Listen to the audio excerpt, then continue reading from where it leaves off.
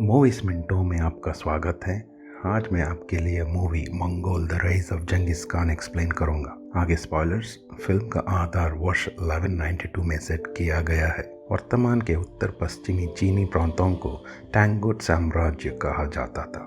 यहाँ कई मंगोलियंस रहते थे जिनका नेतृत्व उनके नेताओं द्वारा किया जाता था, जिन्हें खान कहा जाता था। उनके अंदर सत्ता की भूख के कारण कहीं संघर्ष, लड़ाइयाँ और मौतें हुई। मंगोल्स की दुनिया में कोई नियम नहीं है और लोगों को एकजुट करने के लिए एक सर्वोच्च खान की सख्त जरूरत थी। येसुगी एक छोटे कबीले का खान है। फिल्म की शुरुआत में वह अपने आदमियों और 9 साल के बेटे तेमुजिन के लिए दुल्हन की तलाश में यात्रा कर रहा है। रात में वे एक दोस्त की जगह आराम करने के लिए रुकते हैं। तेमुजिन अपने घोड़े की देखभाल करने में व्यस्त है जब बोर्ते नाम की एक लड़की उससे उसका नाम पूछती है। तेमुजिन अपना परिचय देता है और उसे यात्रा का उद्देश्य बताता है। बोर्ते कहती है कि उसे उससे ही शादी करनी चाहिए। तेमुजिन के पिता राजनीति के लिए एक मजबूत कबीले की दुल्हन को घर लाना चाहता है, लेकिन अपने बेटे के बार बार अनुरोध करने पर येसुगी उसे मित्र के कबीले से किसी को चुनने के लिए अनुमति देता है। लड़की को चुनने से पहले तेमुजिन को मजबूत पैरों वाली लड़की को ढूंढने के लिए कहा जाता है।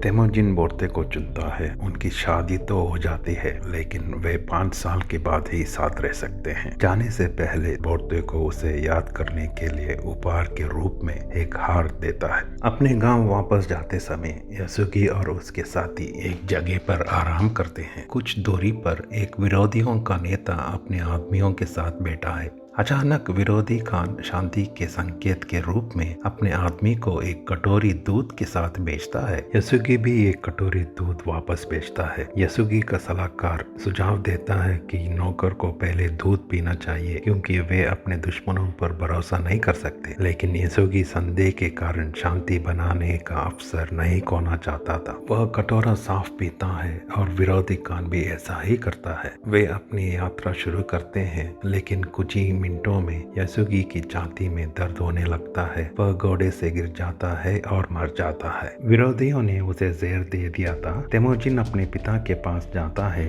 लेकिन उसके आदमियों को उसकी मौत की परवाह ही नहीं था, क्योंकि उनकी परंपरा में लोग एक मजबूत नेता का अनुसरण करते हैं। उनकी चिंता एक नया खान ढूंढने की है, ना कि बदला लेने की। येसुगी के पास बहुत सारे जानवर और घोड़े थे जिन पर तरगुताई ने कब्जा कर लिया था। तेमुजिन की माँ उसे शाप देती है और दावा करती है कि उसका बेटा एक दिन उसे मार डालेगा। तरगुताई तेमुजिन को मारने की कसम खाता है। वे उसकी ऊंचाई को मापते हैं जो गाड़ी के पहिए के ऊपरी हिस्से तक नहीं पहुंचती। परंपराओं के अनुसार मंगोल एक बच्चे को नहीं मारते, लेकिन तरगुताई ने अगली सर्दियों में लौटने का वादा किया। वह याद करता है कि उसके पिता ने उसे भगवान तेंग्री के बारे में बताया था, जो उसकी जरूरत के समय में उसकी मदद करेगा। इसलिए वह दर्शन के लिए पवित्र पर्वत पर जाता है, लेकिन रास्ते में वह गलती से जमी हुई झील में गिर जाता है। जमुका नाम का एक लड़का उसे बचाता है। वो और उसका छोटा भाई तेमुजिन को अपने घर लाते हैं और उसे खाना देते हैं। तेमुजिन अपने जान बचाने के लिए उनको धन्यवाद करता है। वे अपने खून एक कटोरी दूध में मिलाकर पीते हैं और भाइयों के रूप में शपथ लेते हैं। अगली सुबह उनका सामना तरगुताई और उसके आदमियों के साथ होता है, जो अभी भी उसे मारने के लिए तलाश करते हैं। वे उसका अपहरण करके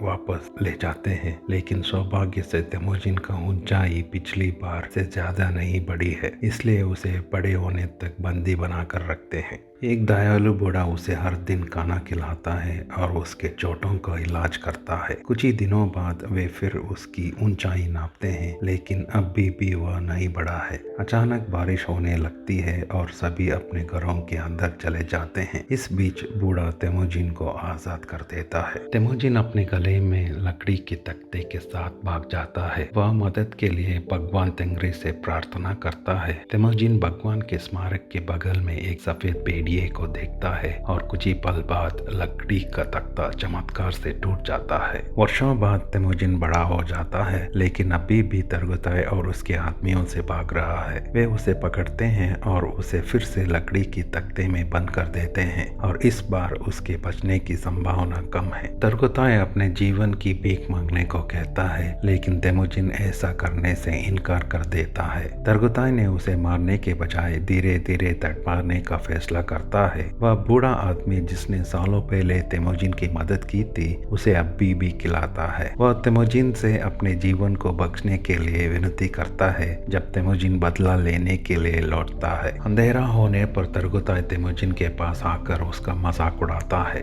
अंधेरा का फायदा उठाकर तेमुजिन तरगुताई पर हमला करता है और उसे बार बार लकड़ी की तख्ते से मार डालता है। उसके बाद वह गांव से भाग जाता है और फिर से सुरक्षित हो जाता है। तेमुजिन अपने कबीले को वापस लेने और खान बनने के लिए तैयार है। वह 9 साल की उम्र के बाद पहली बार अपनी ससुराल में जाता है। बोर्ते बड़ी होकर एक मजबूत और खूबसूरत महिला बन गई है। बोर्ते बताती है कि उसका वापस आने की इंतजार कर रही थी। तेमुजिन को दहेज में एक कोट मिलता है और बोर्ते को साथ ले जाता है। कई वर्षों के बाद दोनों अपनी माँ के पास जाते हैं। उनका तहे दिल से स्वागत किया जाता है। अगले महीने तक वे अपने सपनों की जिंदगी जीते हैं। तेमुजिन और बोर्ते को एक दूसरे से प्यार हो जाता है। एक दिन उन पर मर्किट कबीले का हमला हो जाता है। बहुत साल पहले तेमुजिन के पिता ने उसके माँ को मर्किट कबीले के कान से अपहरण कर लिया था। वे दोनों भागने की कोशिश करते हैं, लेकिन तेमुजिन को एक तीर लग जाता है और बोर्ते को अपहरण कर लिया जाता है। जब तेमुजिन ठीक हो जाता है,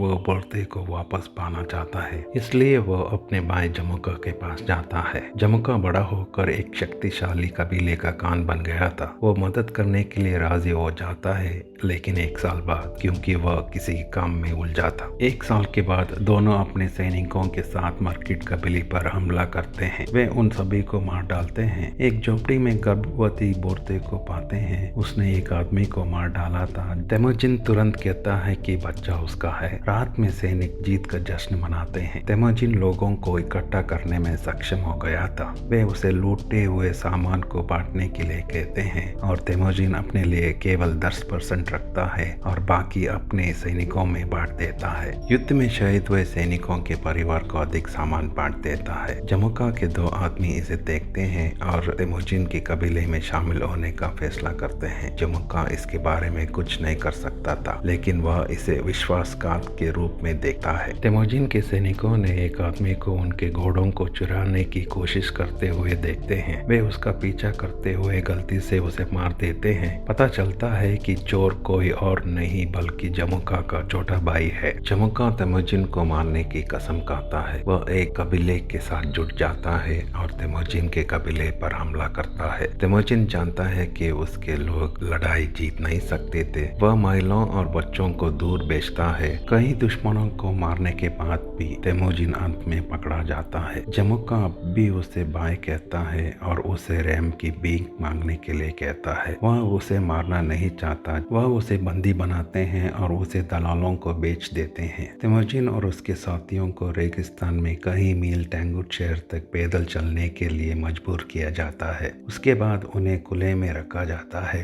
ताकि लोग जांच कर सकें और अपनी इच्छा अनुसार उन्हें खरीद सकें। एक दिन राजवंश के एक उच्च अधिकारी बाजार में आते हैं और तेमुजिन को खरीदने में रुचि दिखाते हैं। उनके सलाहकार एक बुद्धिस्ट मॉन्क तेमुजिन को देखते हैं और बताते हैं कि तेमुजिन पूरे शक्तिशाली राजवंश को समाप्त कर देगा। अधिकारी हंसता है और तेमुजिन को खरीद लेता है। उसे एक जेल में रखते हैं जिसे लोग देख सकते हैं और उसका मजाक उड़ा सकते हैं। मॉन्क अर्तिन उसके पास आता है और उससे क्षमा मांगता है। वो तेमुजिन के साथ एक समझौता करता है कि अगर वो बोर्ते की तलाश करता है तो समय आने पर तेमुजिन बुद्धिस्ट मॉनेस्ट्री को नष्ट नहीं करेगा। रेगिस्तान में बोर्ते की तलाश के दौरान मॉन्क बेहोश हो जाता है और मर जाता है। वह बोर्ते द्वारा पाया जाता है और बोर्ते अपने हार को पहचानती है। उसको पता चलता है कि तेमुजिन अभी भी जिंदा है और उसे खोजने के लिए टैंगुट शहर जाती है। उसी रात बोर्ते एक गार्ड को रिश्वत देती है और तेमुजिन को भगाने में मदद करती है। तेमुजिन तेमोजिन ये देखकर हैरान होता है कि उसका बेटा बड़ा हो गया है और बोर्ते की एक दूसरी बेटी है। उसे अपने बच्चों को खिलाने के लिए दूसरे आदमी के साथ रहना पड़ा। छोटी लड़की से कहता है कि वह उसका पिता है।